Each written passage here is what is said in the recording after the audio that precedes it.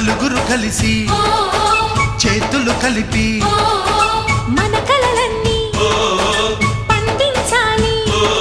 ఒక చోట పుట్టని కోడళ్ళు అయ్యారు అమ్మకే కూతుళ్ళు. త్వరలోని ముద్దుగా పుడతారు